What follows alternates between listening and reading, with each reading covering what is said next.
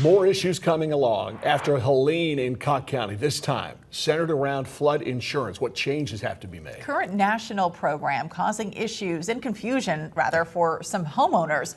Our Jared Austin is with us now in the newsroom. And Jared, people are trying to rebuild their homes right now in areas the county says they can't do that right now. Yeah, county officials learning from FEMA and TEMA, people are building or rebuilding what they call floodplains or floodways, areas essentially that can where that flooding can happen. Now, this concern from emergency officials raising the alarm for Cocke County, trying to figure out if they want to keep the current plan. It's a situation almost putting Cocke County between a rock and a hard place. It's turned into more of a complicated event than what I think we imagined we would ever be facing. People were trying to rebuild in certain areas before getting approval from FEMA.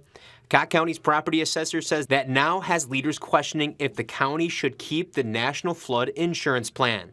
It's had it since 1988. It kind of raised some concerns about what the ramifications of being in the program might be versus what they might be if we're not in the program. County leaders have to determine if they keep the insurance, causing a stop in some homes being rebuilt, or get rid of the program. I believe there's also some setbacks for the county as far as federal funding goes if we pull out of the program. On top of that, Reed also says people would have to get flood insurance through lenders directly, likely costing people more money. Reed's worried about the people personally hit months after this storm. You may have decided not to rebuild your home because you couldn't afford to, but you could take your savings and buy a mobile home.